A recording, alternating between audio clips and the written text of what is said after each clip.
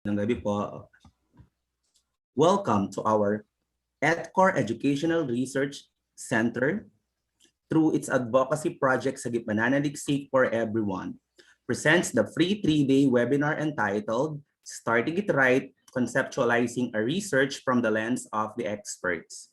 So we are done with day 1. So for today's session, we will discuss identifying the problem and asking the question for quantitative and qualitative studies.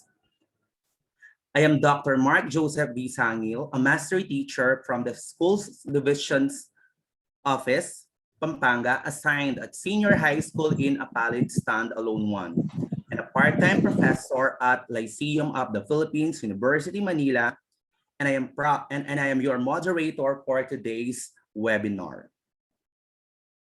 We have 3-day webinar series. We are done with day 1 last March 3, 2021, entitled Brainstorming for Research Topics for Quantitative and Qualitative Studies. Again, congratulations to our brilliant speaker, Dr. Cheryl R. Morales, for the informative talk. For today's webinar entitled Identifying the Problem and Asking the Question for Quantitative and Qualitative Studies, to be discussed by our lecturer later. And also, I would like to recognize the persons.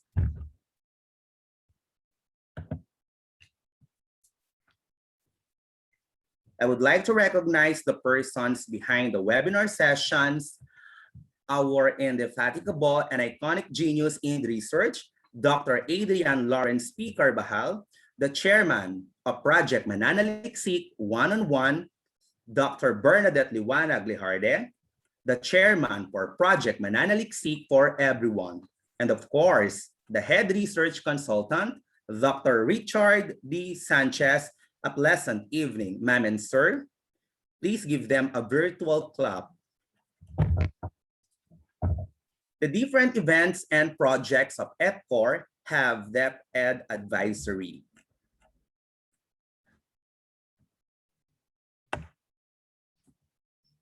For our welcome remarks, allow me to introduce one of the ETCOR's research consultant, Sir Avery John Magbanwa Silos.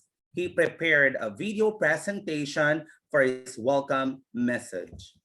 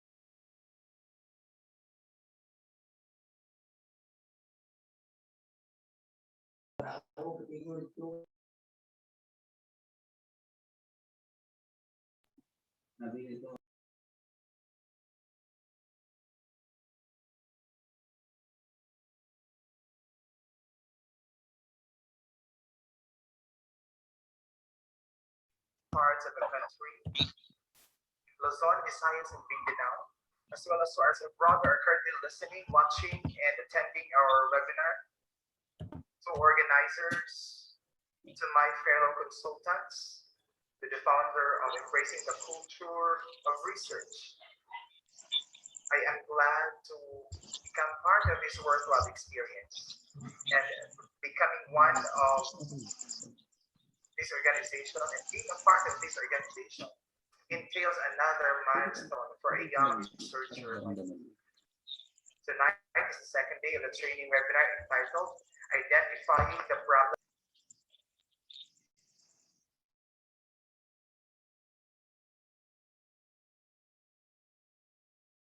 in particular for their excellent arrangement, for cultivating and for allowing me to express my words this second day of workshop. These ever research enthusiasts that may add their knowledge and expertise as this organization continue to educate and train mentors in other related sectors amidst these trying times. That this pandemic will still continue of learning for everyone.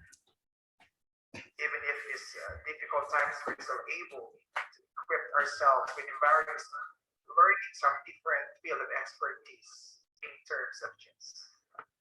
Meanwhile, allow me to express the organization's purpose. The existence of ETCOR is to promote the culture of research to all people.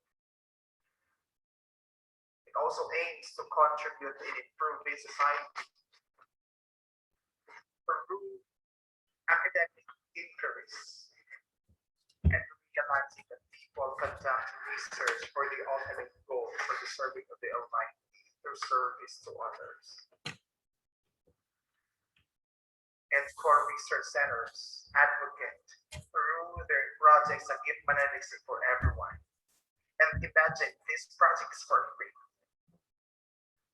for everybody, for those who wanted to learn more about researches.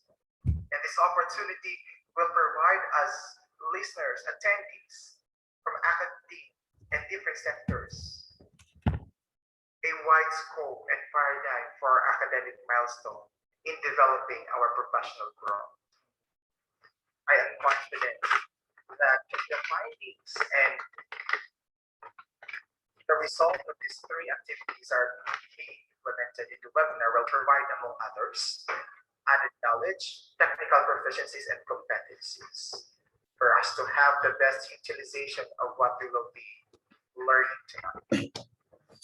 I wish you a fruitful deliberation, not only identify information needed, but also elaborate on the ways and means of crafting good techniques and appropriate manner of formulating research questions for quantitative and qualitative researchers. That by participating in this webinar, we are in the right place at the right time. Together, let us accelerate and exchange of ideas in scaling up of good practices. Once again, on behalf of the ETCOR Educational Research Center, from its members, from its consultants, even the founders, I welcome you all to this second day of the webinar with the theme, Starting It Right, Conceptualizing Research from the Lens of the Experts. Enjoy your night of learning, exposing yourselves and engaging yourselves to researches. Have a great night. Thank you so much and good evening. Thank you very much, sir, for your warm welcome.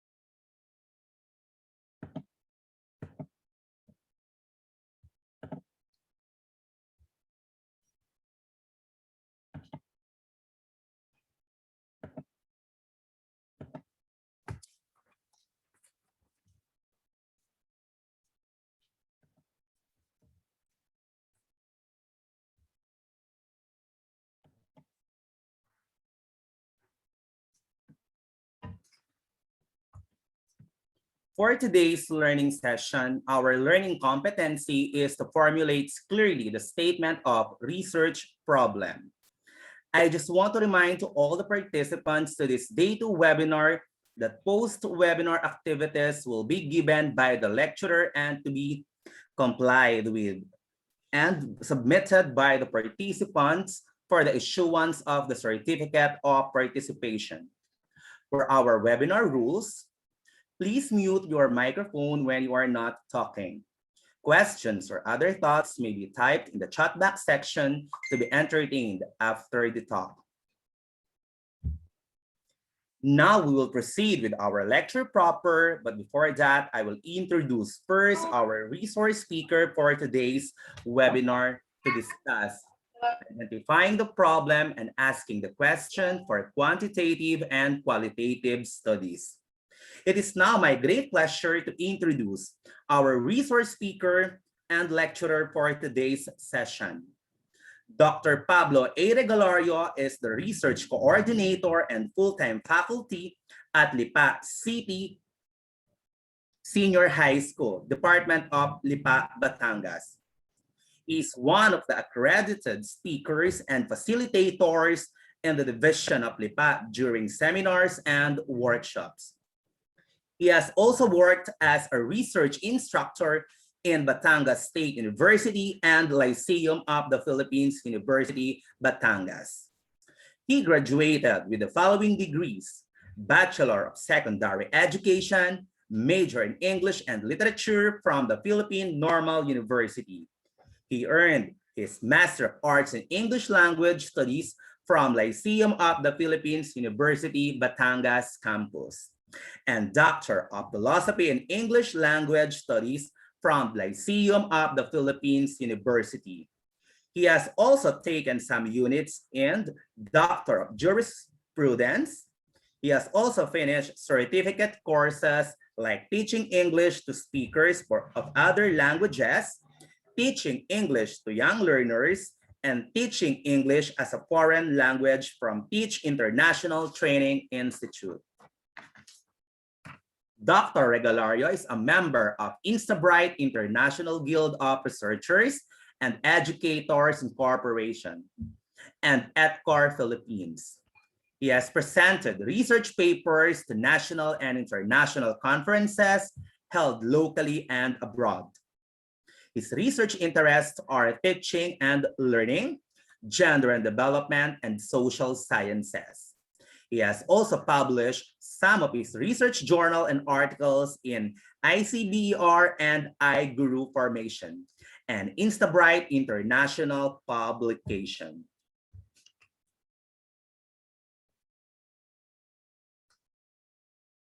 Please all welcome our lecturer and resource speaker for today, Dr. Pablo Regalario. Please give him a virtual clap.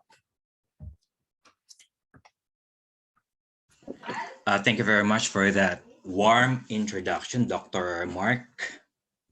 Right, so I'm actually grateful for having here in ETCOR, because I was introduced by none other than Dr. Mark Sangil.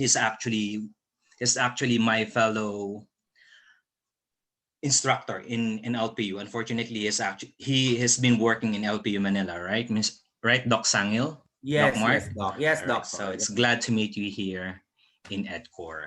All right. Thank you. Anyway, before we jump in, I just would like to take this opportunity to express my gratitude to Dr. Richard and to the head of ETCOR Philippines. All right, I cannot actually name you by one, but I just would like to know that I'm so grateful for being here, that I am invited to be part of this noble initiative of yours. Thank you very much. All right. Can I, Doc Mark, can I share my screen right now? I think I need to share my screen right now. Ako na po, Doc, ang mag-share para...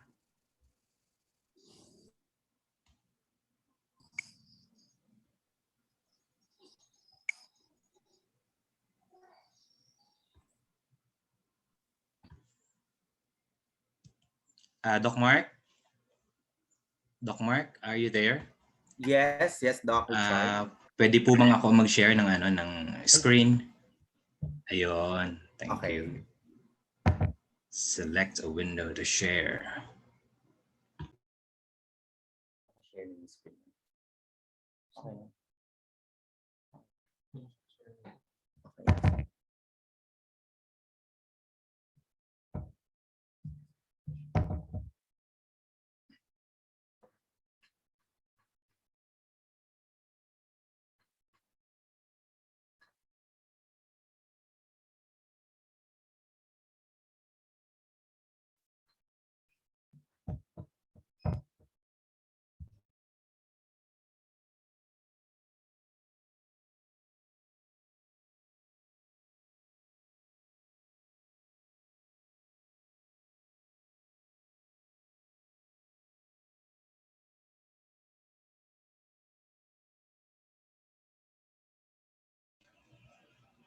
I get confused on my screen right now. So are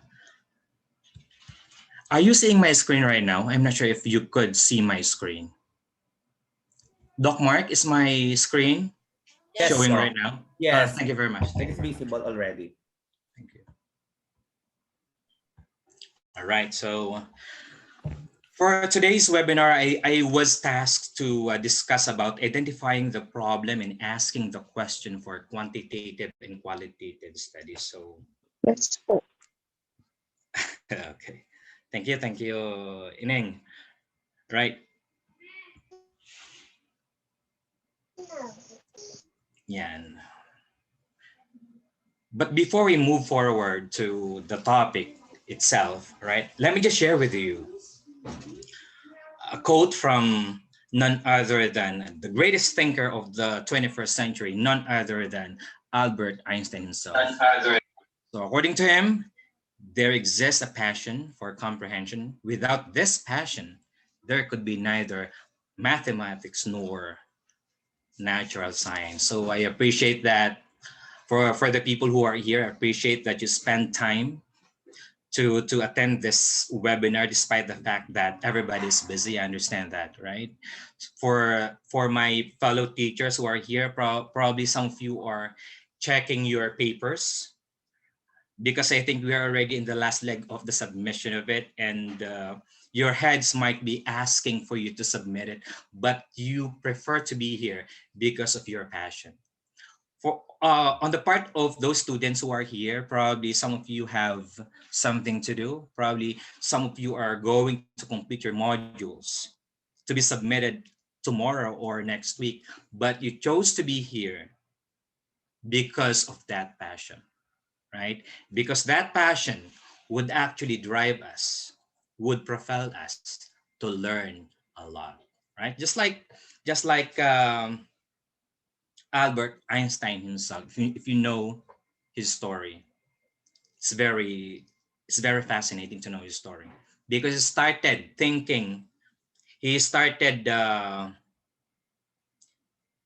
he started his work in just thinking when he was in Germany, one of the best places there. It allowed him to actually reflect and think and work on his craft. So that's why I thank you for that.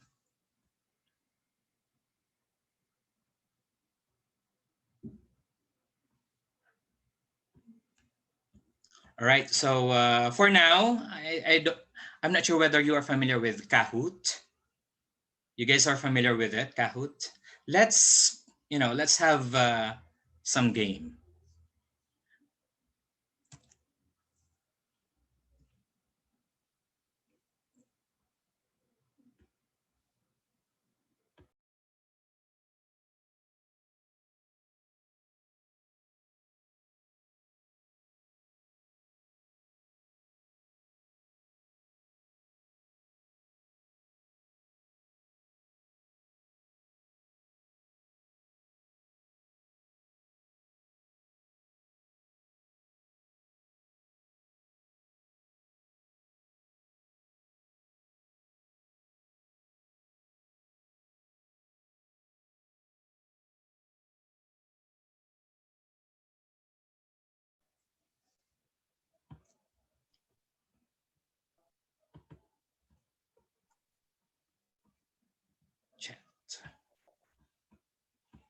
please check the chat box and key in.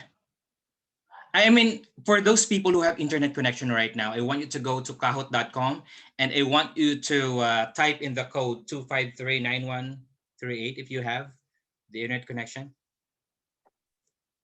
Go to kahoot.com right now.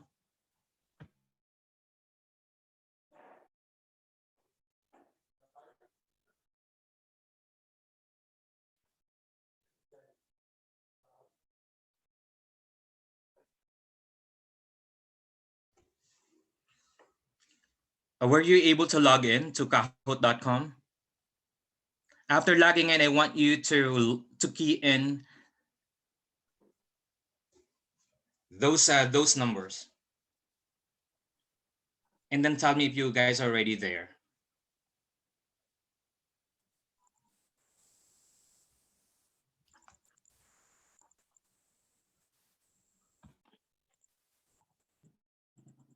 Done. All right, done.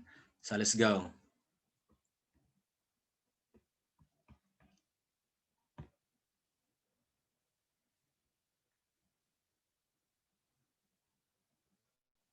I think you have 10 seconds to answer. All right, so the first question. College students should not do drugs. So what do you think? Is it a good research question or not? All right, let me see who was able to get the answer, the correct answer. I think Sir Mark could help me. How many got the correct answers? Let's see.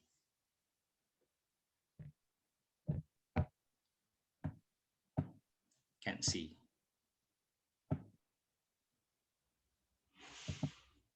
No questions flash. Question flashed. Why?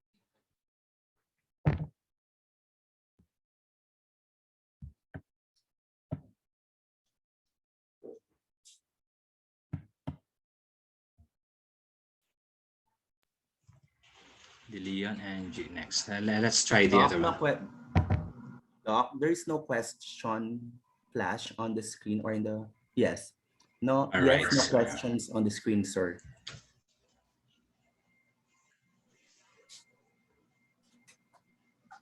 Full screen. All right. Let's try this one.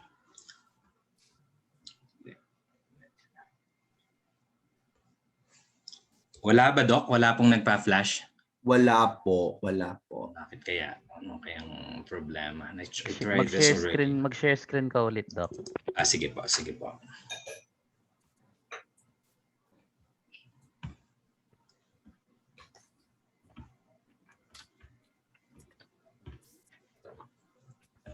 Yan po. Sige po sa next time. Next question. Yan.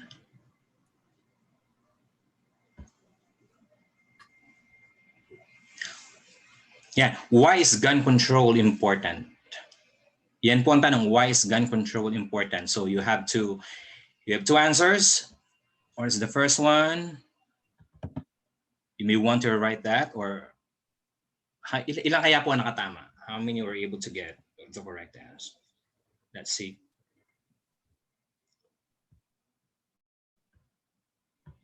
May nakatama kaya po? May nakakuha? Can't open. May nakakuha kaya? Tingnan natin. 5. Ito wala. 0 pa. Ayun. Meron may mga tumama. Sa ano po tayo? Next one.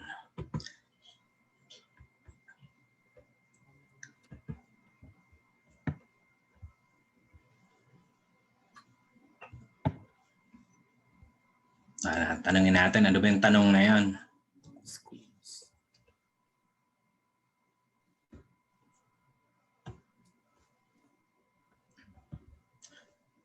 How have school shootings impacted gun control laws in the United States? So let's see how many got the correct answers. Dami. DBA Ronquillo, Alden Cruz. Dami naman pala. All right. So dalawa na lang po.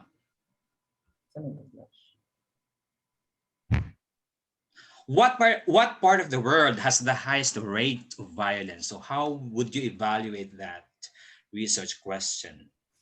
Not quite, or looks good?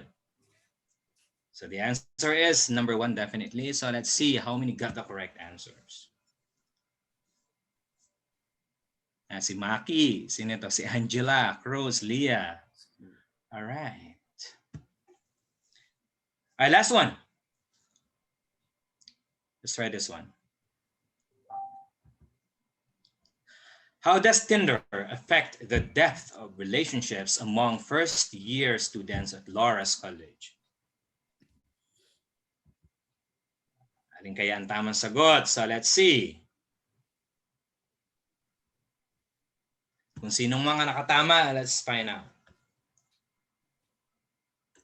Ayan, si Angela. Maki. Ayan pa. Yan, DBA Ronquillo. Parang si DBA Ronquillo kanina-kanina pa. Alright, so runner-up, Cruz. Very good. So itong tatlo, si DBA Ronquillo, si Maki, at si Angela, sila yung maraming tinaman. Congratulations, DBA Ronquillo, Maki, and Angela. Alright. Congratulations. Kahot. Ang kahot yan. I don't know if you're already using that in your class, but I think we do, right?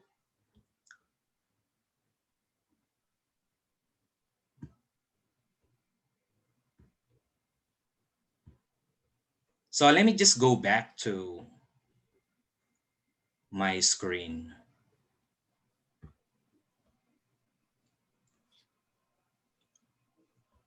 All right. So is my screen on right now? Yes po. Oh, thank you very much.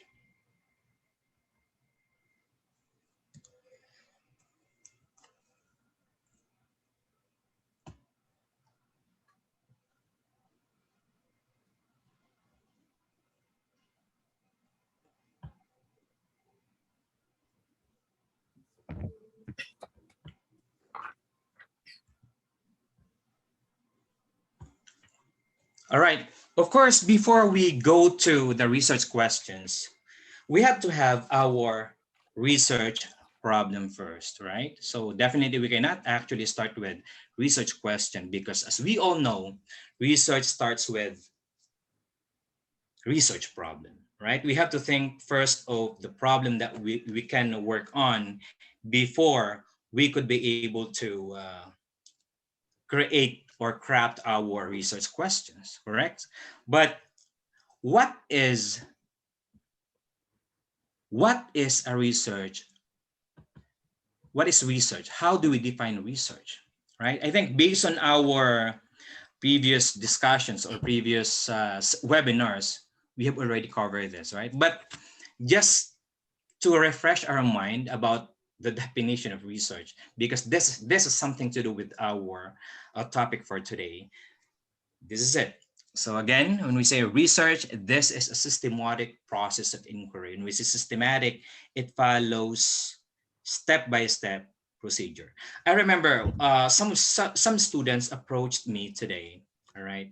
And then they told me that, you know what, sir, we have already submitted our research paper.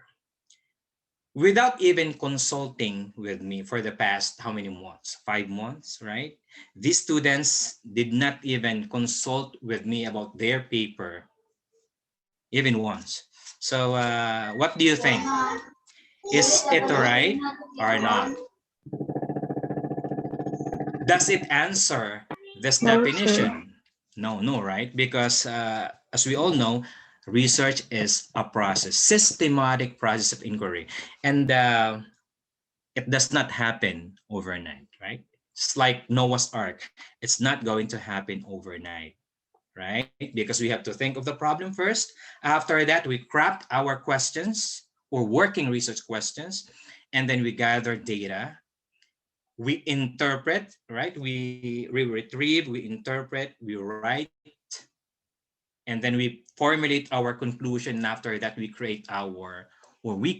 formulate our recommendation. So I was actually wondering, how did it happen? All right. So I'm hoping that for the students who are here, please don't do the same. Okay, please don't do the same, because again, research is a systematic process of inquiry. Second one is goal directed. What is your reason? What is your reason for researching? It must be clear prior to entering into a certain investigation. See to it that your goal is clear. What is it that you need to know? So yeah, it must be clear. And then focused on uncovering new knowledge to help understand phenomena, answer questions, or address problems. Definitely, because one of the characteristics of research is novelty, right? It must be something new. For example, ano ba yung mga obsolete topics that we are doing? When I check the research titles that my students submitted this semester, we all know that we are in the middle of a pandemic. So definitely, our students are going to think about something about pandemic, right? So lahat ng title nila, impact of pandemic sa academic performance, right? Wari ko isandaan yata yung paper, lahat ganun ang title, right? So although the topic is a little bit, although the topic is new, but because of the volume of those titles submitted, I don't think still something to pursue, right? Unless they could be able to come up with different angles of a problem. From that problem, actually, they can create other topics.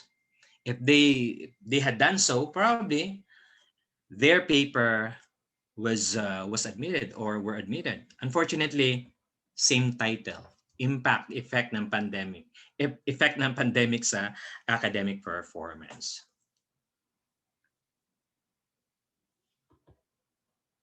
All right, so what is a research problem? So research problem is a specific issue, difficulty, contradiction, or gap in knowledge that you will aim to address in your research. What else? You might look for practical problems aimed at contributing to change, or theoretical problems aimed at expanding knowledge. That's why not all problems are research problems. So in here, in research, we are focusing only on the research problem. Because again, not all problems are research problem. Probably if we, for example, if we want to know why is it that people are getting hungry, is it a research problem? Is it a research problem? Remember, when we say research problem, it undertakes or it undergoes different processes. But in that case, I don't think so. Why? When you key in that question in Google, the answer is just right there, right? The answer will actually just show up.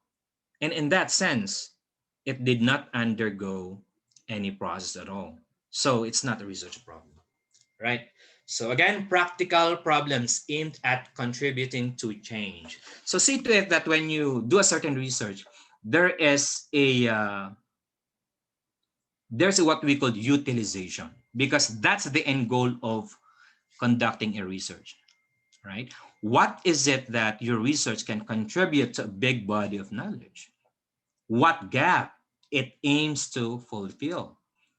Just like a jigsaw puzzle, for example, saan siya papasok? What is missing in that problem that your paper can fit into? So those are some considerations in choosing a research problem, because if your problem did not answer those questions, you have to look for another one.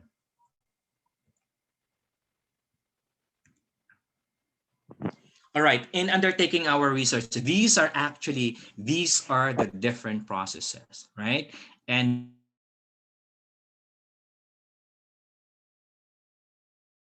we are them.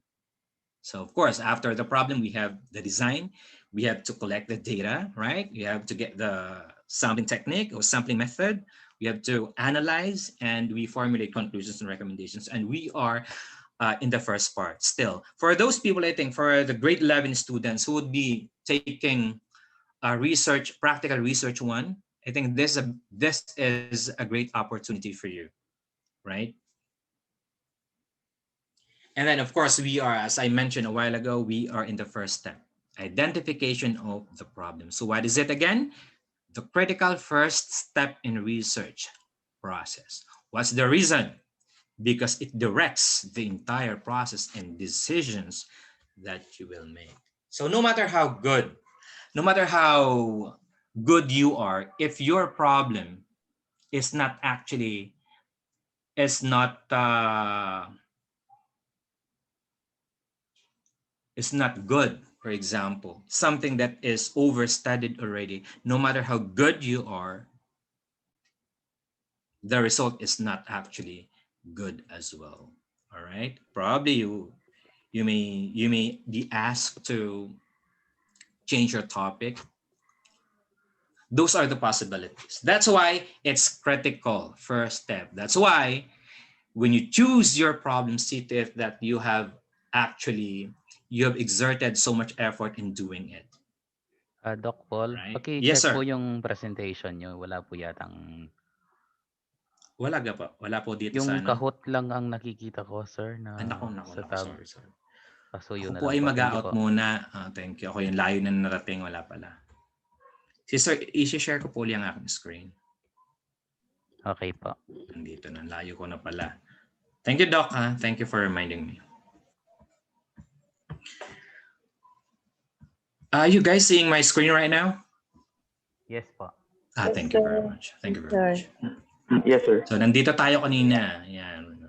Definition of research, right? Systematic, goal-directed, focus on covering, and then research problem, right? What is research problem? I think I mentioned this already. And then the steps in doing research. So we are in number 1. Identification of the problem. I mentioned that identification of the problem is a critical first step in research process for the obvious reason that it's the hardest. Because once we committed mistake in doing so, once we have chosen the incorrect one, or something that is not actually enticing, then probably we need to start again. Or the end result is actually adverse on our part. Baka hindi katanggap-tanggap sa ating panel, di ba? If that is the result, if that's what happened, then our grade is compromised. Correct? Tama ba, mga kasama? Tama. Thank you very much. All right, so what are the steps now? What are the steps involved in identifying a research problem? So I made an outline and it's right here. But prior to this, so you have to look for a topic that interests you, right? See to it that you know what you're going to do, because you're not going to start something that you don't know, right?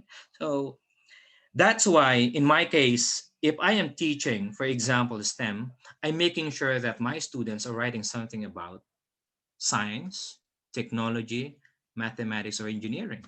If I am teaching, let's say, business, see to it that I'm making it sure that my students are going to do something that is related to business. If they are taking UMS, then I'm making sure that they're going to do something about education, about social issues, something like that. All right. So again, outline areas of interest, and probably you can find out which one you would prefer to undertake. And then choose a topic, right? Choose a topic, narrow your topic. You say narrowing down, for example, deforestation, right? Is it a good topic? Pagkaubos ng puno, right? So that's actually a broad topic, something that we need to narrow down. How are we going to narrow it down? So I'm not going to focus on this because it's not actually a part of our lesson, but let me discuss this very, very brief, okay? So see to it that you put a context in it, right? So see to it that the population is there. What is your population? Which part of the country? Which part of the world? Right? That's how you narrow it down. And then what specific variables are you going to study? Deforestation. It's very broad. So what aspect? Which part of the world? Right? What biological context? Is it mountain gorilla? Is it the effect of deforestation, for example, on the mountain gorilla? In what part? So see to it that you have your biological, that's let's say mountain gorilla, and then see to it that you have the historical. When we say historical, it's about the date. The date is there, although in the latest study, I don't think still, I don't think it's still something that you put in your research title, but it should appear in the scope. All right. So I'm not sure if I'm correct. I'm not so sure, but later I think during the last part of our discussion we can verify that whether we are on the same page or not. Right. So again, so we have historical, we have biological, and we have our geographical, the place or the location. That's how we narrow down our topic. So our broad topic is deforestation, and then we narrowed it down to what? Effects, or we can say probably current effects of deforestation on mountain gorilla in what part of the world specific. So you may just supply that, right? So after that, identify a research problem. When you have already your topic, then what is your research problem now? You start composing it. And then what is your purpose for conducting this study? See that is there, because that should appear in your rationale as well. So these are the steps. And now let's go to the characteristics of a research problem. Firstly, we have, what's the first one?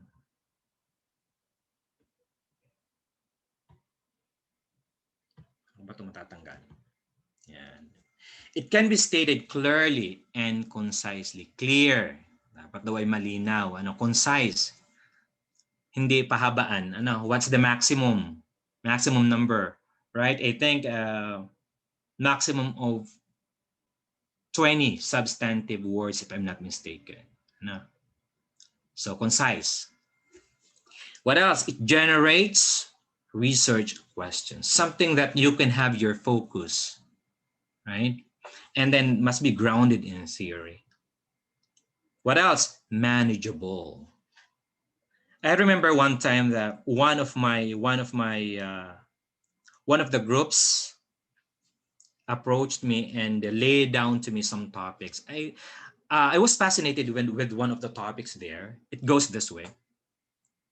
Yung ASEAN integration, if you are familiar with it, ASEAN integration. They want to know the effect of ASEAN integration on the economy of the Philippines. And I told them,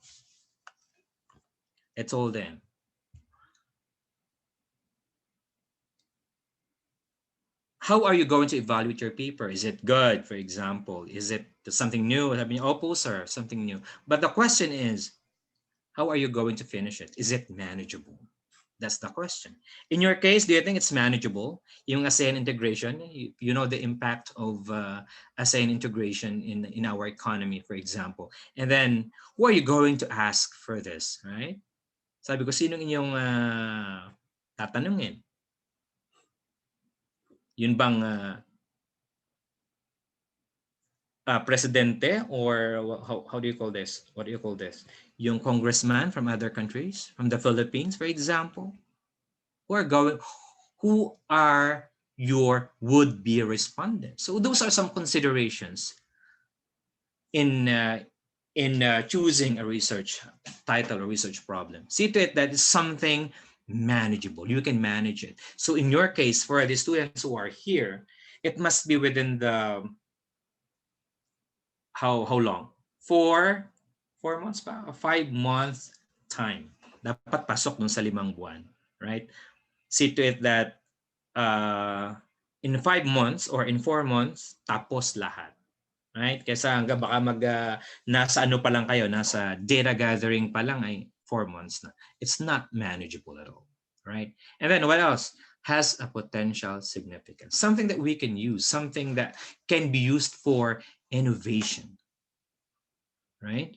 And then, of course, something that contribute to an existing body of knowledge. Kung business, business. If it is in technology, technology. If it is in agriculture, better, right?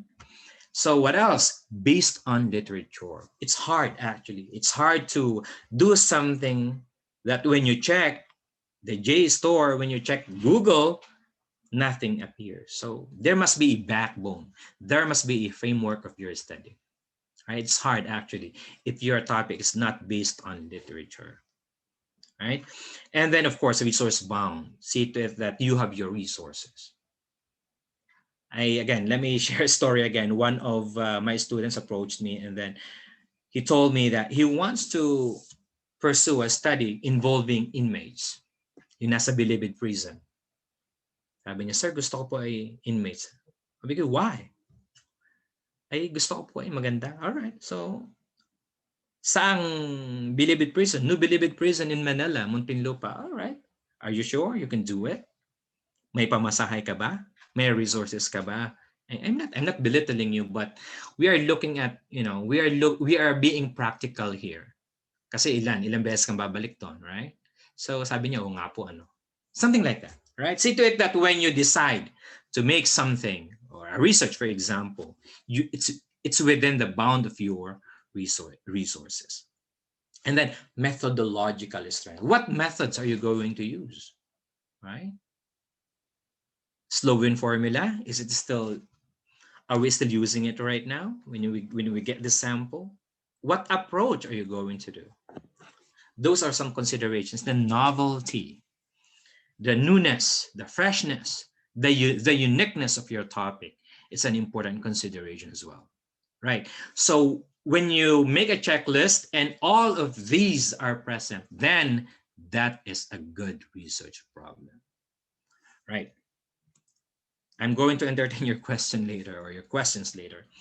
Now let's go to research question. What is a research question? So a research question, simply put, states the specific issue or problem that you want to focus your assignment on. It also helps you to break down your project into more manageable tasks that would need to be completed. So your research questions help you to have your focus, helps you to have a direction or guide.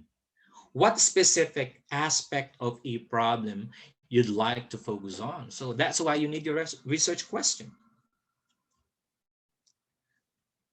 And then, importance of research questions. Definitely, as mentioned already, give specific focus to your study while staying within the context set by your research problem. Begins with a general concern. That's why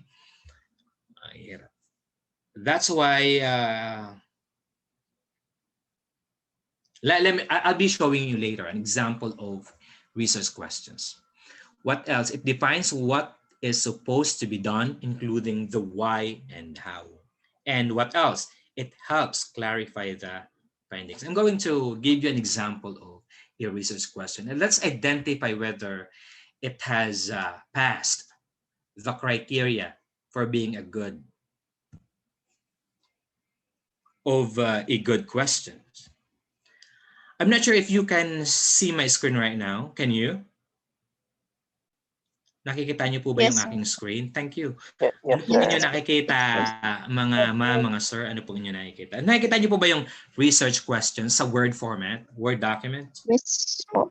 Yes po. Ayun, thank you very much. Ito po yung aking ipinasa. Hopefully it will be approved. Ano po, pwedeng wala na yung yung iba wala na yung profile, but in here I write here the profile because I have my reason. Doc, ang Yes, sir. nakashare yung PowerPoint mo. Ay, kala ko kanina. Stop Ulitin share ko mo po, muna bakit tapos stop share sa i-share mo yung Thank you, Doc. yung Bakit hindi siya automatic? Oh. Bakit siya hindi automatic? Saan na ba yan? Ayun. Right here. Thank you, Doc. Guys, are you seeing it right now? Is it on right now? Yes Is po, it sir, up? the Thank DMS you po. word. Yes, sir. Okay po. Ito po yung word. Ano po? So kung makikita nyo dito, you could see it. Ito po yung aking research questions. Ito po ay aking ipinasa sa birth. Hopefully po ay ma-approve. Ano po? Yung general. Sabi kanina, general. Right? You have your general question and then you have your specific questions. Sir, pakilakihan mo ng konti. Sige po. Baka po yung Paano mga iba ba yan, Doc? 100? malalabo. 100 ano? Yung tamang-tama lang kasi Blur lang po sa kasi. screen mo, sir. Baka malabo yung mata ng iba. Blur, hindi po masyado Nakapo po makita. ako, hindi ko maibalik dun sa aking... ayan, napalaki naman yata. Yeah, 225. Yan, Doc, okay na Okay na yan. po yan. Okay na sir. po ba? Thank you po. Yan. Ito po yung sample. Okay na. Sabi ko nga kanina, we have our general from a broad perspective to the specific perspectives. Ano po? From general to ano bang opposite ng general to specific. Ano po? Kaya ayun po. This paper aims to determine the predictors of academic performance in social and emotional outcomes for learners. Ito po yung general question that I would like to know in my study. At ito po yung specific questions. Yung research questions mismo na akin pong isinama. Actually sa iba, tinatanggal na yung mga profile na yun. Luma na daw yan. But since I'm going to get the significant difference, going to compare, kaya ko po sinama yun dyan. Ano po? Ito po yung profile. Ito po how yung predictors ng learners academic, social and emotional outcomes in terms of school support and parental involvement. Yun po yung specific research questions natin. And then I'm trying to get the correlation between school support, parental involvement, and students' academic and social emotional outcomes. Saka yung significant difference. And lastly, yung learning model. What is the purpose why I'm doing this? Right? So yan po yung aking research question. Mamaya, tutulungan siguro ako ni Sir kung tama ba yung ginawa ko o hindi. Tama ba, Doc, yung aking ginawa? Doc Richard? Pag-aralan po natin yan, Doc. Pero sige po. Thank you very much. galing Pero sa ganyan yan, guys yung siguradong flow. ano yan, siguradong papasa sa funding yan. Hopefully po. I just showed you how it is done actually in the actual setting. So hopefully you learn something from that. That's my paper anyway. Let me go back again to my presentation. Stop lang ba sharing? Wala na naman. Share po ba ako ng bago? Yes po, Doc. Aking research presentation. Na ibang setup nito ngayon. Share. Okay na po ba uli ang aking research question? Yes Ang po, aking Doc. PowerPoint? Yes po, yes po. Yes, Thank you Doc. very Yes, much. sir. Thank you po, thank you po. Ayan. Tapos na yata tayo dito. Ayan. Ito po yung cycles. These are the cycles of research question development. Ito po yung may source. Ano po? Kasi baka ma-plagiarize tayo. I just got this from Google actually. Google helped me. So research question, of course, you have to read in order for you to be able to come up with your research questions.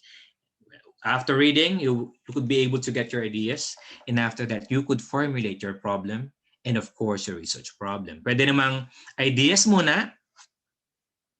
Think of your ideas, brainstorming, and then check for the methods that you're going to apply. And after that, you could be able to formulate your problem and definitely your research question as well. Yun lang po, ganun lang siya kasimple.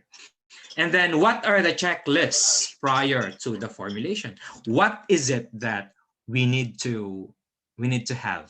What is it that we need to ensure that we have, right? So number one, is this right for me? I think I mentioned this already a while ago. Is it something that triggers your interest? If the answer is yes, all right, go. You go to the second one. Are they well articulated? Your coverage is defined. If the answer is yes, you may go ahead to the next one. Are they doable, right? Can you finish it within 4 months, for example, within 5 months, within 2 months? If the answer is yes, go to the next one. Is there any ethical issues involved? If there is any, so you have to make sure that you follow the steps that your school is actually adopting. All right. What is it that you need to do? You ask for permission first. That is why your questionnaire has, for example, name optional. Di ba? May mga ganun tayo. Right. So if minor, you have to seek for the consent of the parents. Right? Kasi baka they might divulge very sensitive information. So you got to be careful. Is your research involves, let's say, sensitive questions? You got to be able to strategically construct your questions. See to it that it's something that does not or will not offend the feeling of your respondents. Right? So once you finish with this, you're ready. You can go ahead. So let's go to qualitative research questions. They differ actually. If you have noticed, the one that I showed you, what do you think? Is it qualitative or quantitative? Can someone tell me from the group? Yun bang aking pinakita kanina? Yun po kaya ay qualitative or quantitative research questions? Yung first part, yung profile. Qualitative research, sir. Quantitative. Quantitative. Quali, may nagsabing quali, may Qualitative quantitative. research, sir. Quali. Quali po. Yung predictors, school support, yan. Quali The po. predictors. So depende naman yan. Ano. It actually depends on how I'm going to approach it, right? But basically yung profile, ayan ay ano. Kasi I'm going to get the percentage, right? Percentage, probably correlation, di ba? So yun po ay yung may correlation, significant difference. Definitely those are quantitative. Ano po? Kasi pag sinabing quantitative, nabibilang. Sinabing qualitative, we're going to use our senses in order to get the information. Ganun lang po kasimple. Ano po? Qualitative, Doc Paul. yes, Doc. Sorry po. Pwede po bang ipakita nyo ulit yung dun sa MS Word kanina? Sige, okay lang sige. po. So we can Sige. clarify to them why halimbawa Yes, SOP1 is Yes, Doc. quanti. Thank you very much, Doc. Sige po. Sensya na po. Okay lang po. Ako lang kasi ano ba yun? Share ko ulit. Napansin ko kasi Doc, alos ang sagot nila ay qualitative. Opo, qualitative nga. Kaya po Sabihin we po really natin have kung bakit, we really have to I think to Thank you very emphasize much, on that. Opo nga. Parang puro qualitative. Ano po? Yan. Laki yata. Nasobrahan ng laki. Ito yan, no? So number one is profile. What is the profile of the respondents in terms of age, sex, year level, family income, employment status, or classification? No? Mali yung aking general weighted average. Hindi ko tanda kung ano yung sa high school eh. Parang average lang yan. General average yata. Ano po? So why is it that I put in here? Sa iba kasi tinatanggal na yung profile. Ano kasi lumalabas naman yan sa questionnaire. But in here, kasi kinukuha yung percentage. Baka kasi may reason kung bakit mas mahina yung emotional outcome ng 15 years old sa 18 years old sa 20 years old. Kinukuha natin ng percentage. Ano, yung sex, alin ba ang nag-excel in terms of academic, social, and emotional outcomes? Yun bang male? Yun bang female?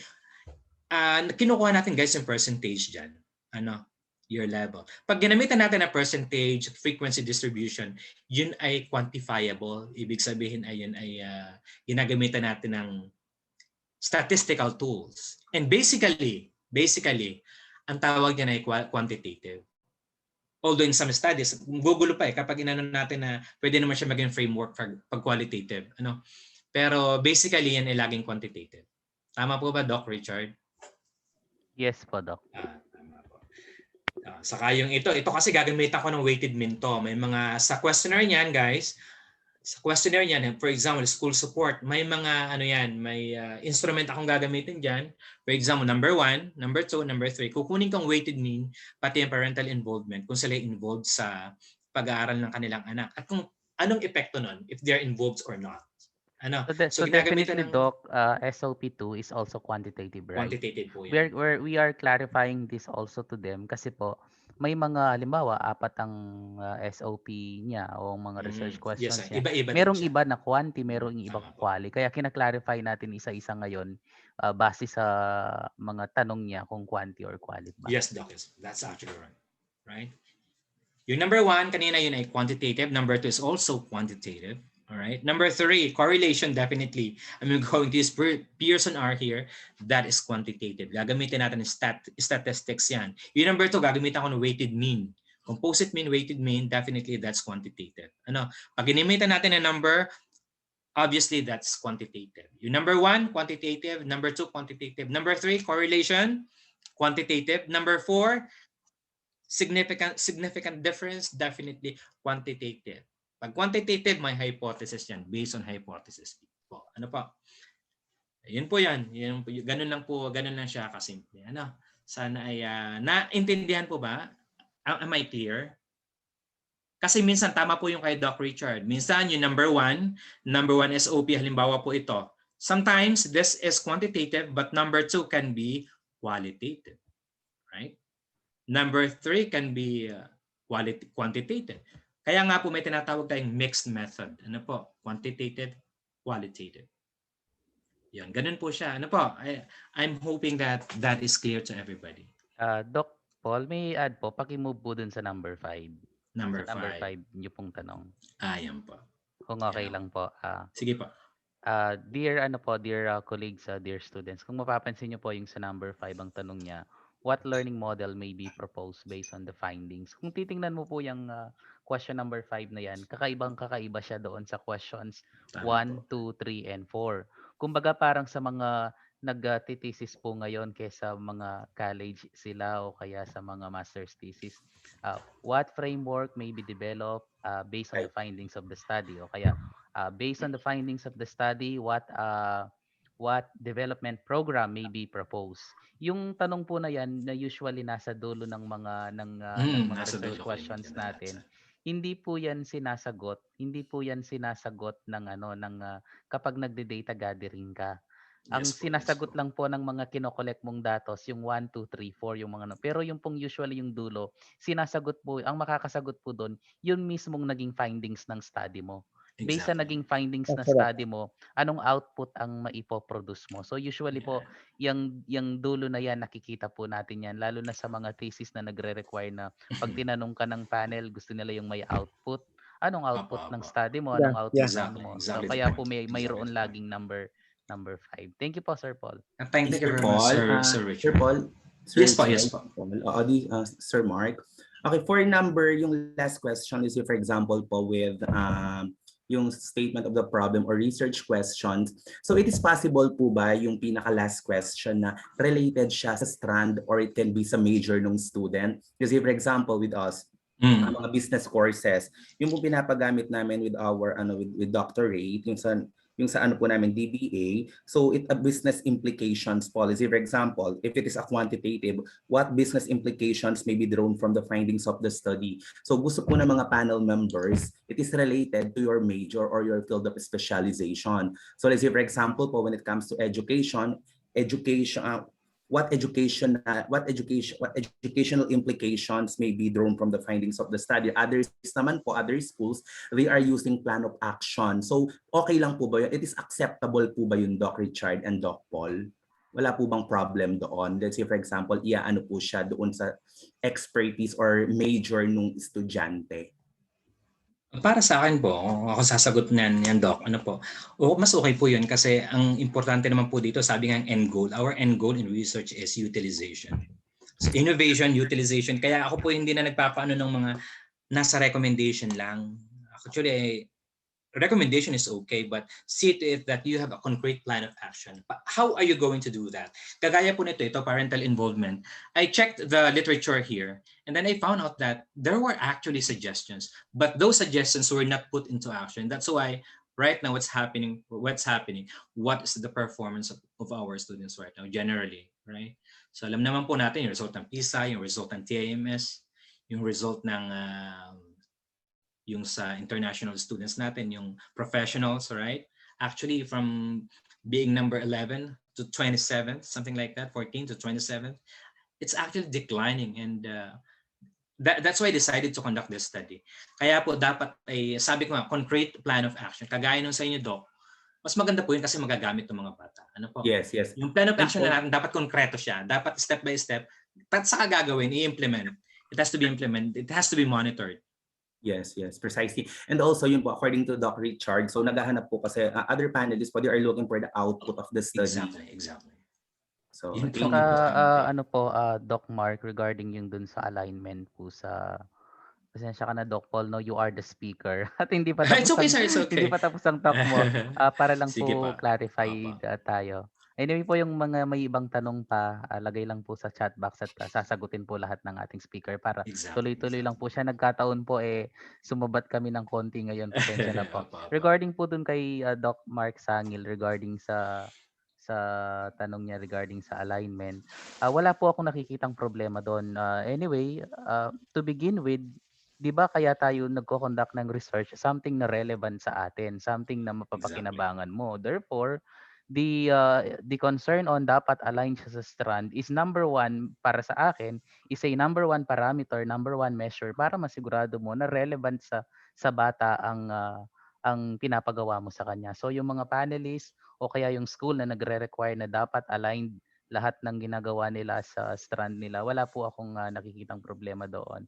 Of course, hindi naman natin nililimit ang imagination ng mga researcher, ang imagination ng mga bata na maraming gustong gawin yan, maraming maisip yan. Pero syempre, nandun tayo sa utilization. Sabi nga nila, ang research, pag natapos hanggang recommendation, tapos na yung research. Pero sabi ni Doc Paul, kung hanggang dun lang tayo sa level ng recommendation, wala tayo dun sa talagang utilization dun sa plan of action, ay medyo tagilid tayo doon Tagilid, sa sir. purpose ng Tagilid ako. research. So thank you po.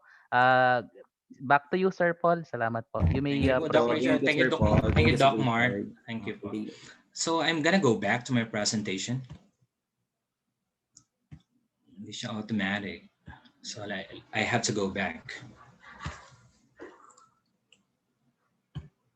I'm not sure if my PowerPoint presentation is up already. Okay na po ba? Nakataas po ba ang aking PowerPoint? Yes po, Doc. Yes, sir. Nakalito po. Thank you po. So again, qualitative research questions are not based on hypothesis. Unlike in quantitative, there must be a hypothesis, all right? But in here, it's not. It asks about the specific process, issue, or phenomenon to be explored or described. Ganun po yun. And actually, just to add, qualitative research, despite the fact that we have worked on our working research questions, they actually changed, right? At the end of your study, or in the middle of your study, when you have already coded and identified the themes that you need to focus on, when you have reached what we call data saturation, it needs to be revised po. Ni-revise po natin yan. That's why qualitative research is called inductive. Ang process po ditong involved ay inductive. Ano po? Pag sinabing inductive, ay ano po ba ang reasoning from inductive? From specific to general. Ano po? Inuuna po muna natin yung although may working research questions tayo, but it can still be revised. Depende po sa lalabas. Ano po? And then two types of research questions. I think I mentioned this already. Central question and sub-question. And I illustrated that concretely in the word format that I showed you a while ago. Ito daw po ang guidelines. Ano po? Ask 1 to 2 central questions and no more than 5 to 7 sub-questions. This is the standard. So, but still, it still depends on your sometimes advisor, sometimes panel. Ano po? But basically, this is the standard. This is the ideal. And these questions should, number one, relate the central question to the strategy or inquiry. Dapat related pa din sila. And then begin with what or how you can do that, right? That's why if you have noticed, what is the profile? How may the predictors be assessed in terms of? Ayun po yung mga yan. What else? Focus on a single phenomenon or concept. Definitely. So we have to narrow it down. And then use exploratory verb like discover or describe. So yun po yung ating mga pwedeng gamitin. Ano po? When we talk about qualitative. Ito yung mga tinatanggal na natin ngayon. Avoid directional words such as effects or impact. Kaya tinatanggal po natin sa title yan. Ano po? Again, qualitative, it evolves during the study. That's what I mentioned to you a while ago. I mean, that's what I mentioned to you earlier. Despite the fact that you have already crafted ones, but when you found out that it is something that needs to be revised, then you have to revise it depending upon the themes that you have gathered and that you have identified in your study. And then be open-minded. Despite the fact that you have already your hypothesis, but sometimes it changes. So you got to be open-minded. You got to be, you have to be able to adapt to changes. For example, your panel or your advisor tells you that you need to change, you have to modify. You got to be open-minded. Sometimes what we expect is not happening in the real world, and you have to be ready for that. Specify the participants in research site. So you have to be careful also in choosing your participants. Dapat daw siya ay specified. Alin bang grupo ang gusto mong pag-aralan? Aling school, diba? Kung section yan, aling section. Kung division, aling division. Now let's go to quantitative research questions. Pinaigsi ko lang po yan, QR, kasi pwede din qualitative. Hindi ko na naayos ng quant. Quantitative research pose research questions of hypothesis to focus the study's purpose. Naka-anchored po yan sa hypothesis. Yung mga questions about relationship. Is there a significant difference? For example, is there a significant relationship? Yun po yun. Obviously, quantitative na kaagad yung research questions when you see that. Okay? How to write? Does theory explain the relationship between variables? Pwede natin pong tingnan yan. Ano po? And then, ano to? So, ito po yan. Summary. Distinction between qualitative and quantitative research questions. Qualitative, number one, the aim of qualitative analysis is a complete, detailed description. I think, let me just use the example that Dr. Richard used before. Ano, yung about love, for example.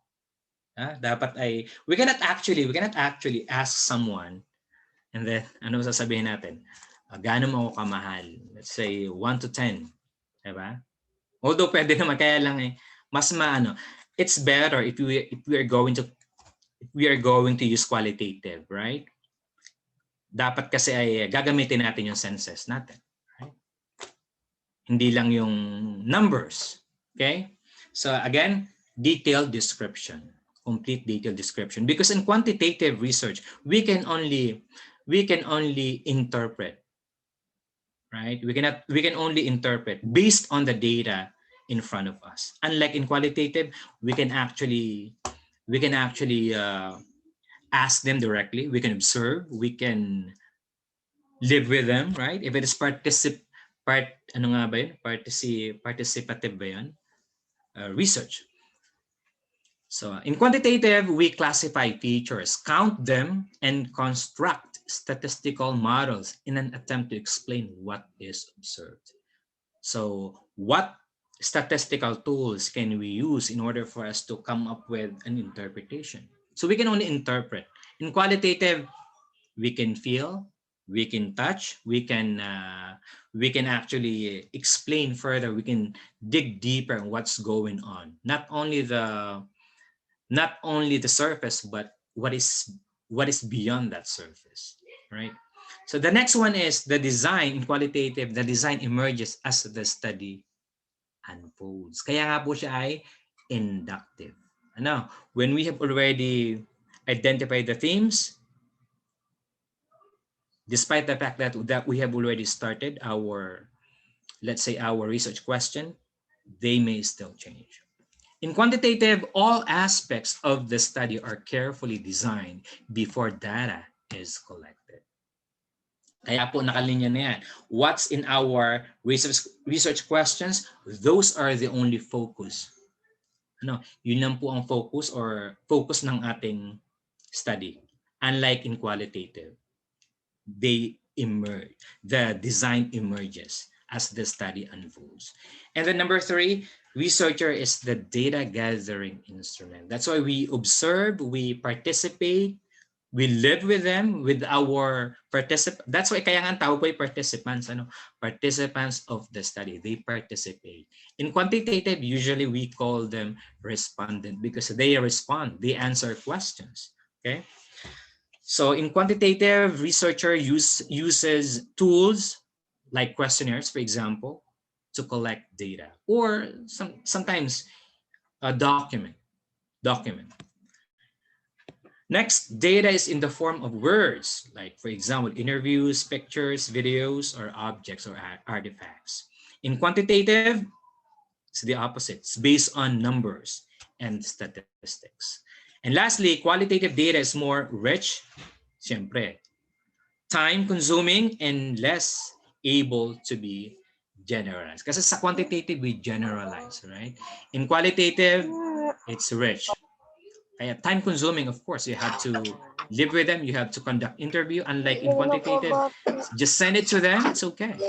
You have your result, you just gather it, you just get it back, and it's there, your data is there. In qualitative, no. You have to actually interview, you have to do FGD, and so on and so forth. I think that's all for today. No. Activity, may activity tayo, may workshop tayo. So I think lahat naman kayo ay meron ng research titles, correct? Tama ba? Sa inyong yung working research titles ninyo? Meron na ba kaya tayo? Pwede bang, can I hear from you guys? Yes, sir. Meron na ba kayo mga working research titles? So simple activity, it's by school. Kung kayo ay sa Buena Vista National High School or Integrated High School, just work on with your fellow students from there. If you are from Pampanga, specific school in Pampanga, you work on with your colleagues in that specific school. If you are from Aklan, because I see a lot of people from different parts of the country, right? So you can just work with your fellow students from specific school where you guys are from. Okay, I want you to, from that research problem, I want you to make qualitative research questions and quantitative. Pag-iibahin nyo, bukod yung qualitative, bukod yung quantitative. So madami naman kayo, pwedeng kung 5 kayo, hindi. Tigda-2 lang, tigda-3, right? So you can collaborate with your fellow students as well, right? Para din magkakakilala kayo, right? And then submit your output to my email address. So it's actually right here on the screen. It's up on the screen right now. And then don't forget to copy furnish ito, embracing the culture of research at gmail.com para po may copy ang ETCOR. Ano po? Nakuha po ba yung ating instruction? Yes po, Doc. All right. Thank you very much po. And with that, I'd like to thank everybody for listening, most especially my fellow consultants in ETCOR. Thank you. Back to you, Doc Mark. Thank you very much, Doc Paul, for that informative and well-delivered lecture to our students and also to our consultants. Okay, so for the question and answers from the participants sa chat box section. So according po kay Rosemary, Doc Paul, so here's the question of Miss Rosemary. Are the research questions fixed or can they be slightly modified along the way as the analysis progresses? Are the research questions fixed or can they be slightly modified along the way as the analysis progresses, according to Miss Rosemary, Doc? Yeah, it can, Doc. It can. Thank you, Rosemary, for that wonderful question. I think I mentioned that already in during the discussion that most especially if it is qualitative study, right? So when the themes emerged already, so it has to be modified actually. That's the nature of qualitative research. In quantitative, it's actually pre-designed, but along the way, there are suggestions actually. If your research questions are not actually fit to your study, your advisor or the panel would tell you to actually change it or have it modified.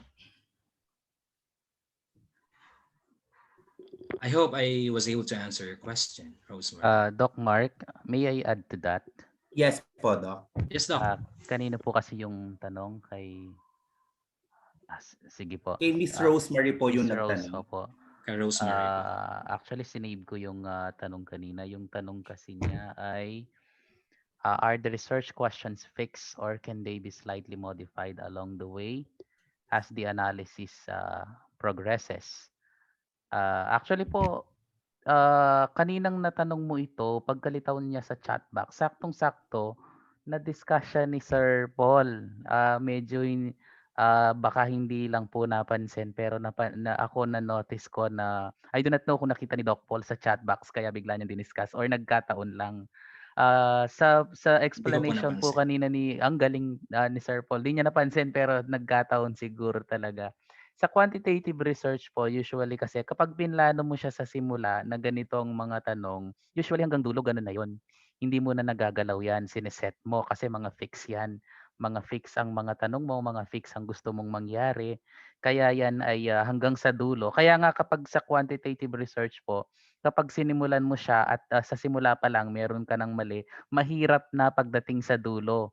Hindi ka makakapag-adjust. Unlike sa qualitative research ang tawag ko po, ito po yung personal ko lang tawag sa qualitative research. I call qualitative research as malikot na research. Why malikot na research? Ang qualitative research kasi dahil hindi natin natatarok ang lalim ng isipan ng kapwa natin, hindi natin natatarok yung laman ng mga puso nila.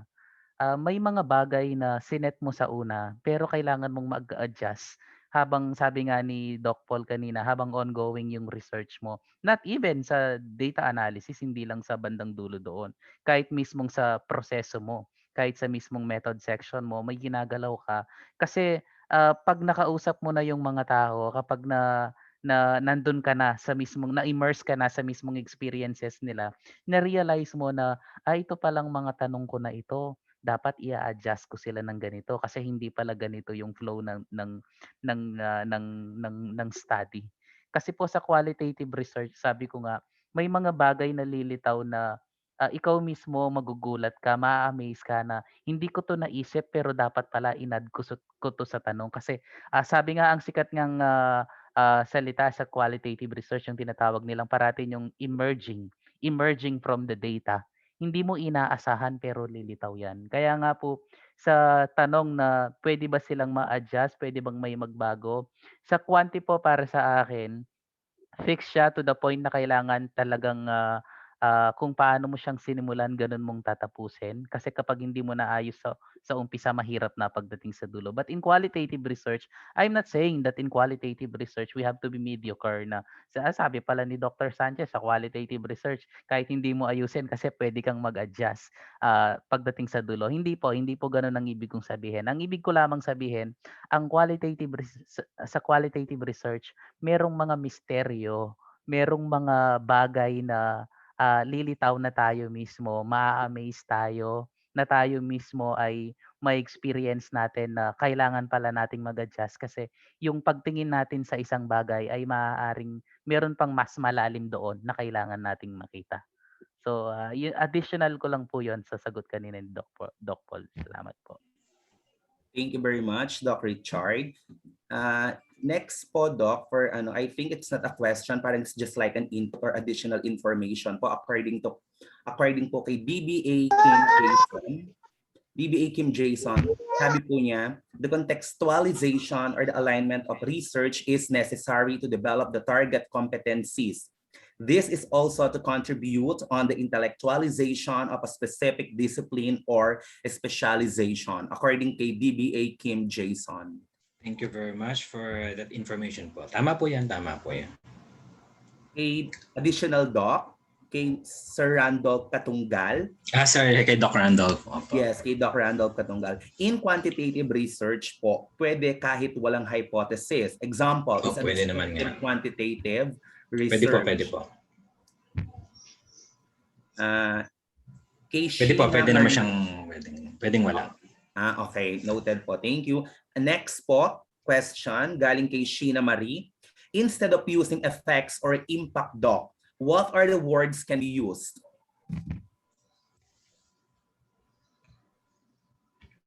Instead of using effects or impact doc, what are the words can be used? Kasi doc, I also noticed yung mga students po natin ng senior high school, they are using effects and impact. So yung question po ni Sheena Marie, instead of using effects or impact doc, what are the words can be used?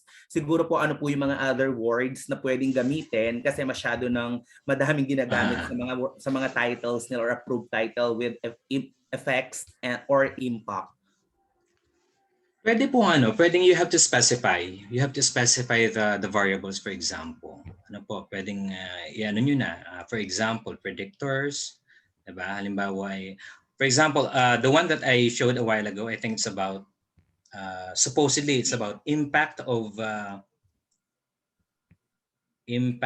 nga ba yung pwede sanang itanong doon? Actually, it's effects or impact. Impact of parental involvement doon sa academic performance ng estudyante. Ano po? So, if you have noticed, I changed that into predictors. Ano ba yung predictors ng academic performance? Ano-ano yung predictors kayang pwede nating gawin? Sa halip na impact yung yung predictors na, specific predictors ng academic performance ang aking nilagay. Ano po? Pwedeng ganon. Pwedeng you look into specific variables that you need to explore and then para ano na lang, mas specific siya. Pag kasi impact ng ano siya eh. Although pwede pa rin naman, kaya lang medyo ano na nga. You have to be specific with the strategy that you're going to apply actually. Opo. Doc Paul, ako naman po ang ano ko doon. Syempre ang sagot doon depende sa nature ng study mo. Kung alin sa dalawang ginagamit mo. At saka halimbawa nagkataon na parati na lang ginagamit ang mga words na yan, anong magagawa natin kung sila ang appropriate words na kahit makita mo yan ng 100 times sa proposal ng mga estudyante mo, if they are in the first place, the right terminologies to be used, wala po tayong magagawa kung hindi sila yung gamitin natin. Kaysa sa maghanap tayo ng other terminologies to replace them, tapos pala ay nagbabago na yung takbo ng study natin. So I think the best thing to do is alamin natin ano ba yung difference ng dalawa at kailan dapat gamitin yung isa and then the other one. Pwede naman sir, pwede naman. Tama Sabi po. ko nga, kahit na makita mo ng makita yan, kahit nagsasawa ka na, wala tayong magagawa kung sila ang nararapat na words na dapat nating gamitin to begin with. Kung material talaga sa study, Doc, Yes. pwede naman talaga. Pwede din namang... Tama po yun. Next po, Doc, medyo madami lang po. No? Kay Mr. Saturnino or Sir Saturnino, what are example of models nga, Doc? What are example of models nga, Doc? Yun po yung sinabi at yung akin po kasi actually I crafted it. Ang ginamit ko po yung parang spiral learning natin. Kasi nga, according to my study, saka according to the African proverb, it takes a village to raise a child. So, kumbaga hindi lang, because alam naman natin na kapag mababa ang performance, for example, ng school, ng Pilipinas, kanino ba nakaturo ang finger nila? They're actually pointing their fingers towards the teachers. Teacher factor lagi. I wanna disprove that. That's why I conducted this study. Sabi ko, hindi lang teacher siguro ang dito kasi nga sabi nga lahat tayo ay may pananagutan baka yung mga magulang hindi nila nagagabay lalo sa public school kung mapapansin natin.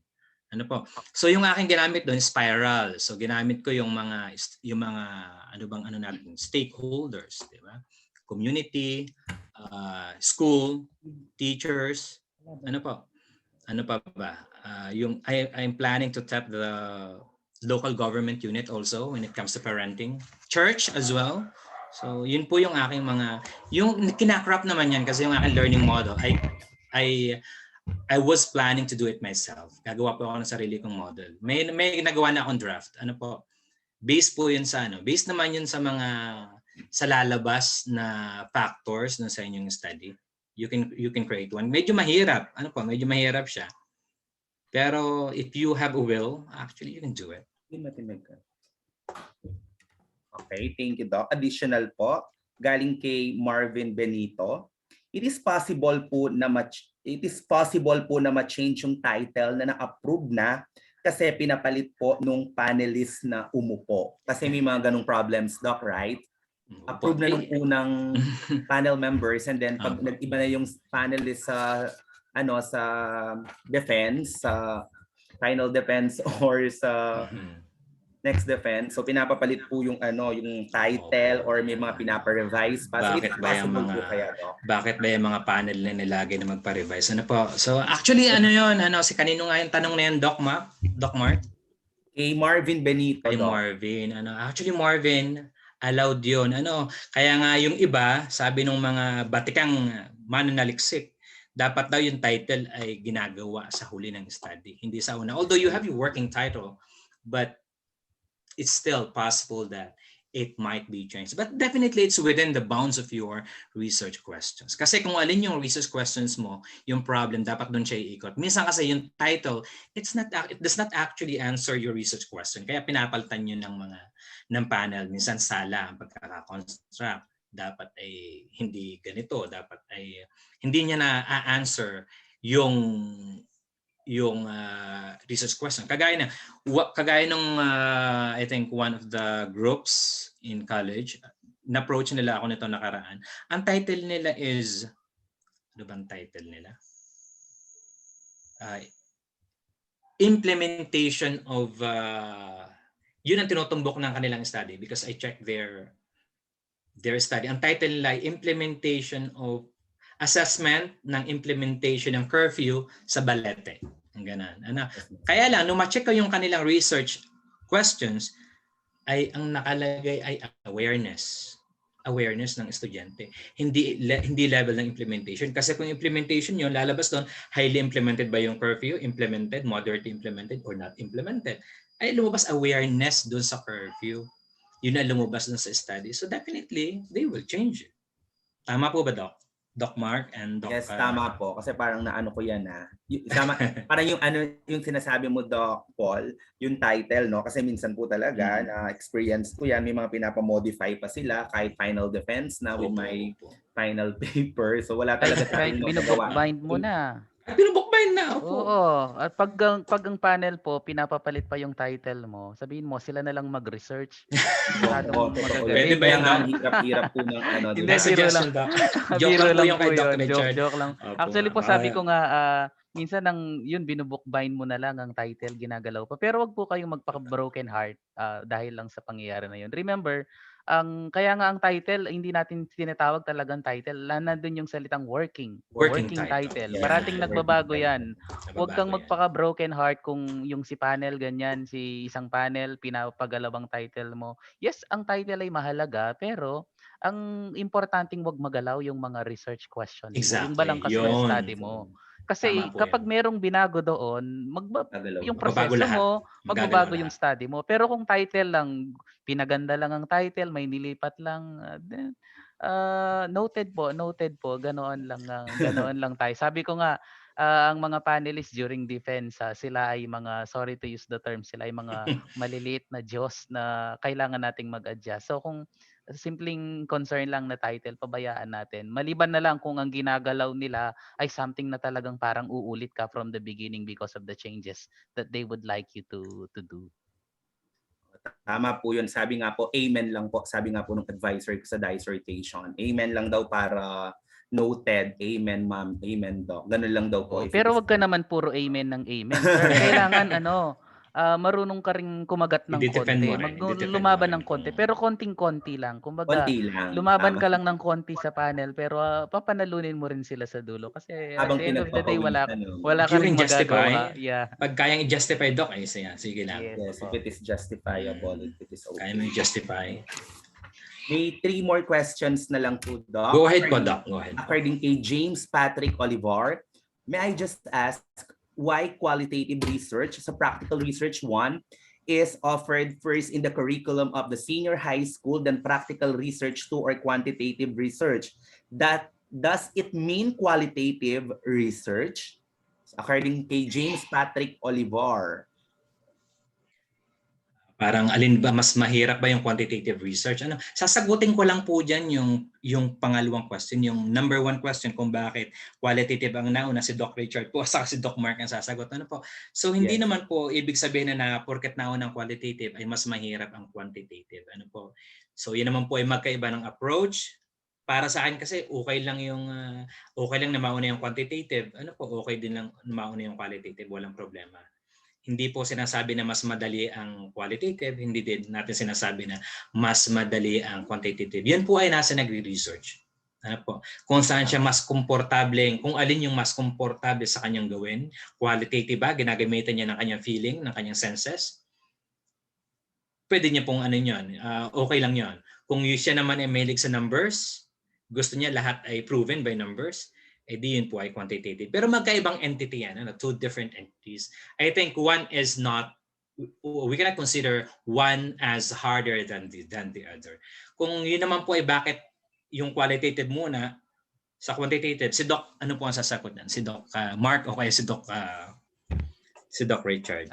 Doc Paul, regarding po sa tanong sa kung bakit PR1, kasi nga di ba PR1 is quali sa senior high school, PR2 is quanti. Actually yung 1 and 2 na yon ay wala namang ibig sabihin yon na PR1 muna bago ka mag PR2 kasi titingnan mo ang mga prerequisite subjects kung pag-aaralan mo ang curriculum.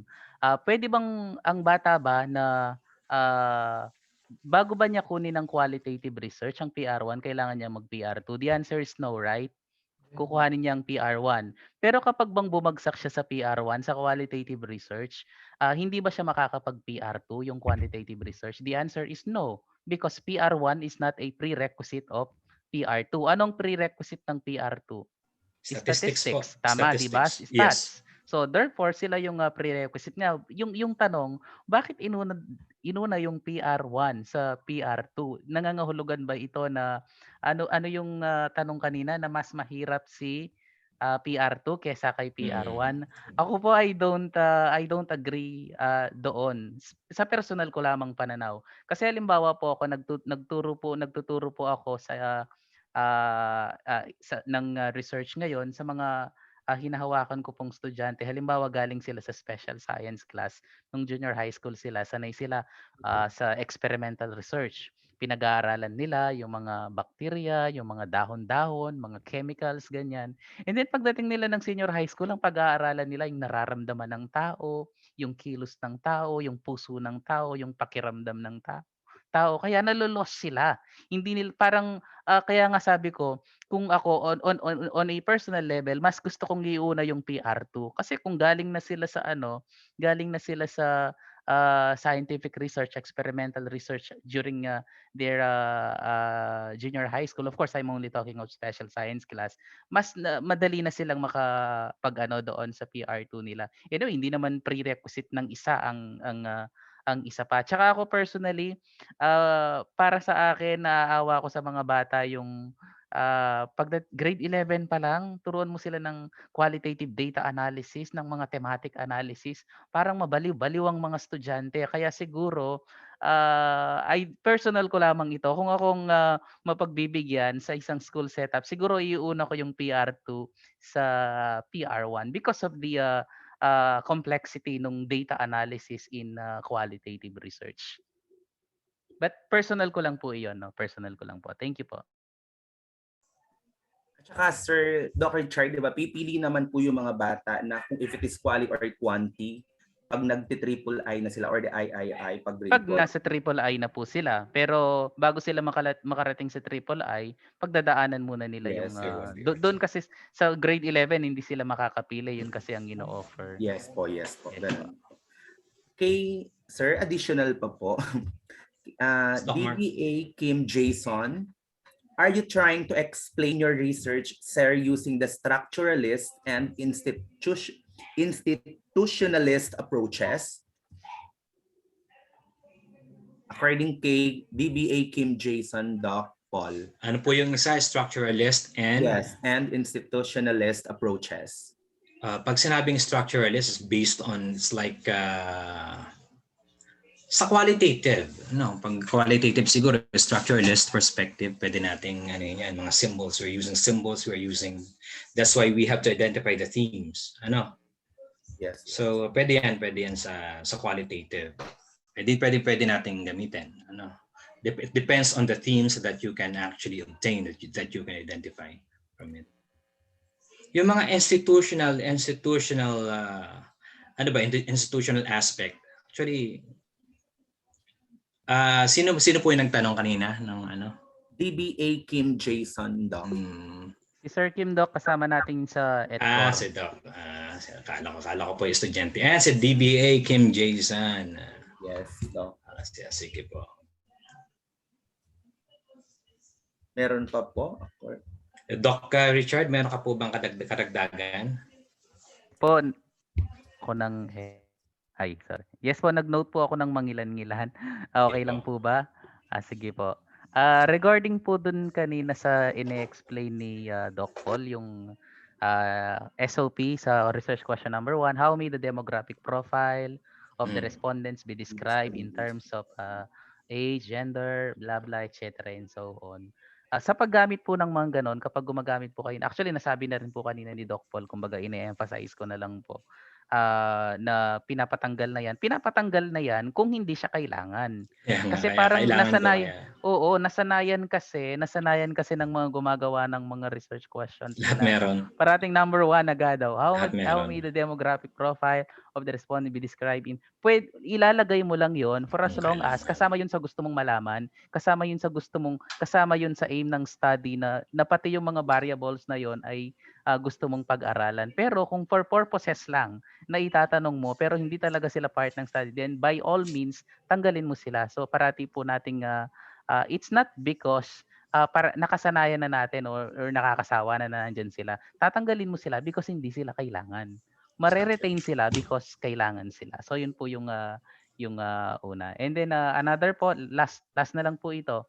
Yung dun sa sinishare po kanina ni Sir Paul, paano tayo makakapagsimula ng research, particularly gagawa ng mga tanong. Yung sinasabi niyang, are there ethical issues involved? Kung maalala po ninyo, I do not know kung yung mga nakapag-attend po sa inyo, recently po nagkaroon tayo ng webinar about yung sa bakuna.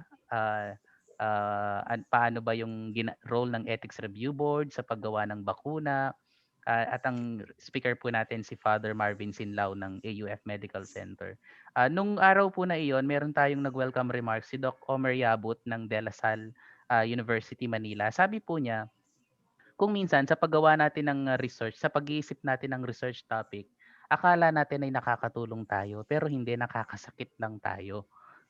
Ang ibig ko pong sabihin doon, kapag mag-iisip ka ng research topic mo, pag magsisimula ka sa research mo, huwag yung basta feeling mo interesting siya na pag-aralan, pag-aaralan mo siya.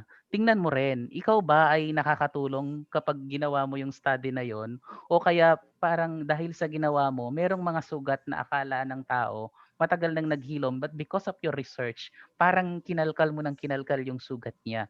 Parang lalo lang nagbukas yung mga sugat na akala niya matagal nang naghilom. Kaya nga po, in doing research, in thinking of a particular research, tingnan mo rin kung talagang ito ba'y dapat mong gawin, makakatulong ka ba? Or will it only allow certain wounds to resurface? Part ng ethical natin yon, ethical responsibility natin yon bilang researcher. Hindi porke maganda siyang pag-aralan, dapat siyang pag-aralan. Tingnan mo rin, karapat dapat ba siyang pag-aralan? Yun lang po. Thank you po, Doc Paul. Thank you po, Dr. Richard.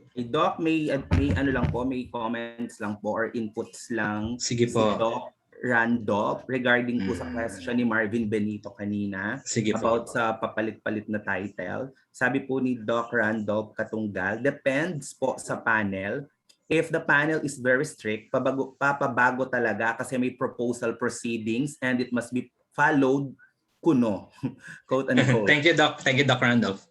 And also si Sir Avery, yung nag-opening remarks, welcome message kanina. Sabi po niya, panels are there to guide researchers, not to redirect. Not to torture. Tama. Sometimes they destroy. Tama naman yan. Biro lang po, minsan biro lang po. Kaya aral sa atin ano po, Doc, pag tayo ay nagpapanel, ay baka takot na ang bata ay atin tinatakot pa. Ano po? Kasi minsan may nakapag-observe ako, lalong kinakabahan yung mga bata ka. Tama po. Dapat po tayo mga nagpa-panel ay nag-attend din ng mga lecture, no? Tamang pagpa-panel. Ano ba talaga ang role? Kasi kung minsan yun nga, instead of we build people, we build researchers. Exactly. We remove to them the motivation to pursue studies. So siguro isang magandang tingnan din natin yon about paneling. Thank you, Doc. Thank you, Doc. Tama po, Doc Richard and Doc Paul. So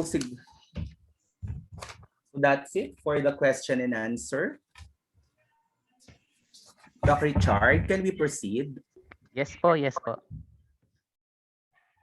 For the participants, for the evaluation link, you can check your chat box, and it is for the evaluation, it is open within 24 hours.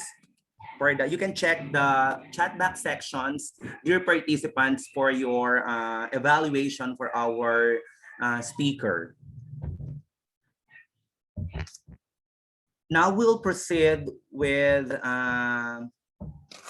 picture taking before we will award the certificate of recognition or appreciation to our dear speakers. So can you please, participants, can you please open your camera so that we can take a picture to our dear speaker? Open your camera.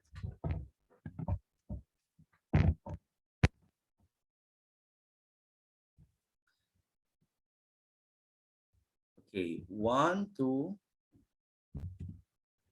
Okay, one more.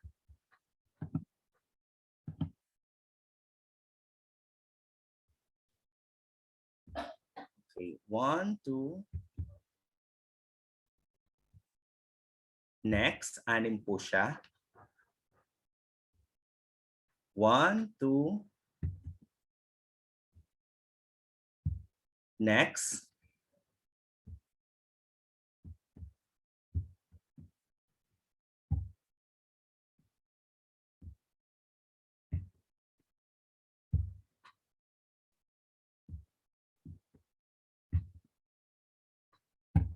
Last one.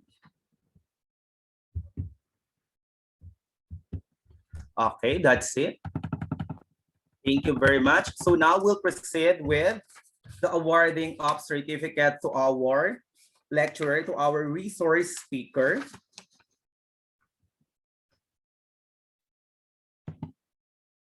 I will share the screen.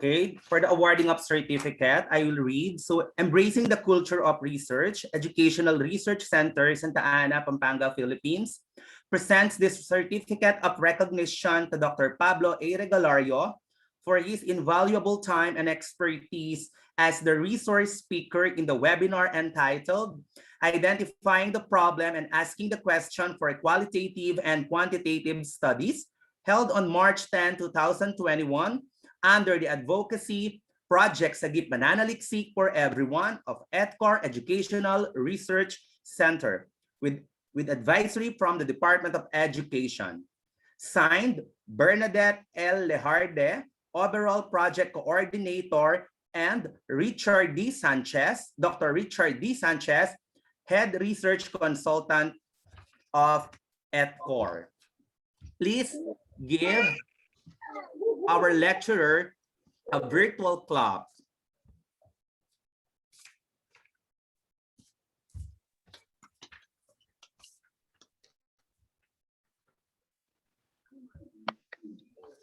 Okay, thank you very much. So for our day 3 webinar series, so entitled Starting It Right, Conceptualizing a Research from the Lens of the Expert, Reading on Related Studies for Quantitative and Qualitative Research. Okay. For our lecturer, for our next session, Assistant Professor Jefferson S. Marcelo and the moderator, Sir Angelo C.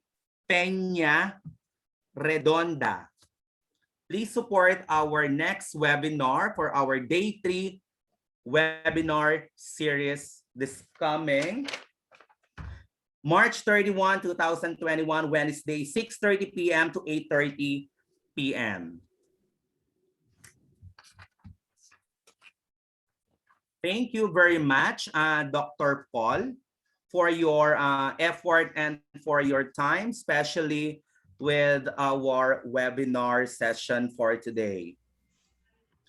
So before we will end the program,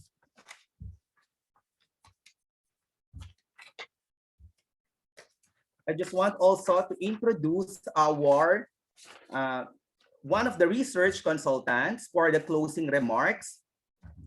Please all welcome Sir Jericho Esiha, a master teacher of Salcedo Vocational High School, Division of Eastern Samar. Sir Jericho, take it away. Yes po. Ayan. Naririnig na po ba? Naririnig na ba? Okay na po ba? Okay po, kinig po. Ayan. Yes, Okay. yes, sir. So, another night full of learning journey sa ating organization sa ETCOR. And the topic was identifying the problem and asking the question for quantitative and qualitative studies.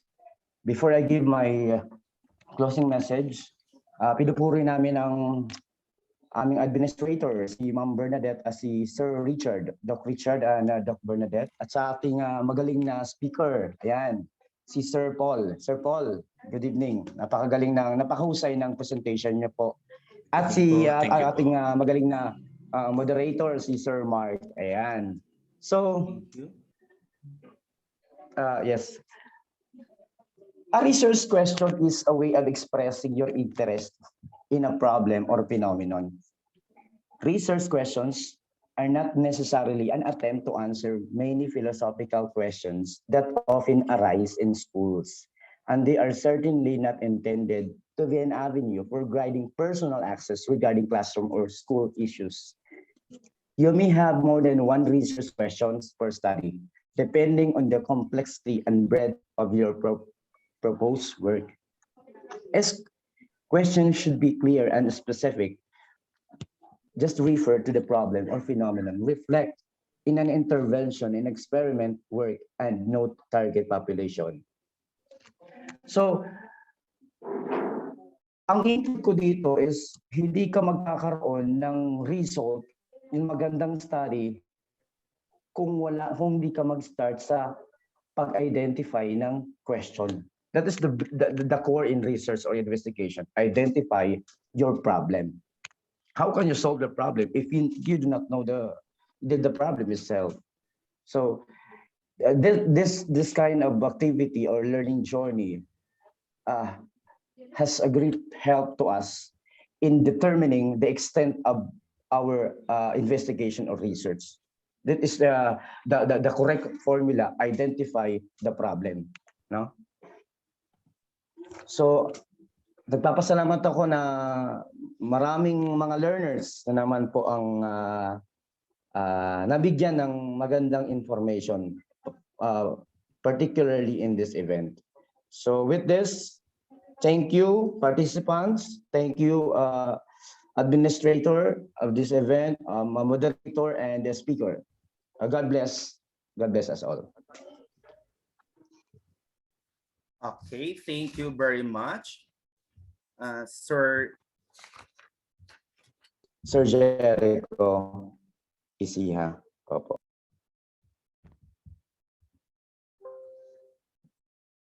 Okay, back to you, Doc Richard. Doc Paul, kailan po yung deadline ng output nila? Para alam po nila. Ang next, ang third, day 3 po natin ay sa March 31 pa.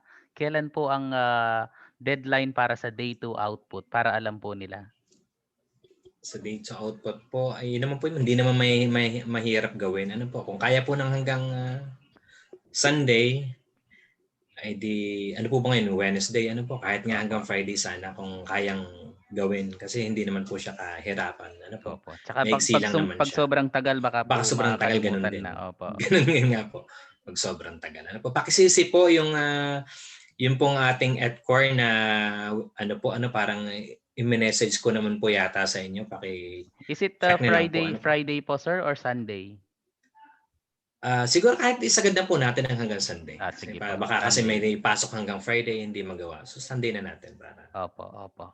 para bago yung next next webinar, nakapasa na tingnan na po natin. Yes po.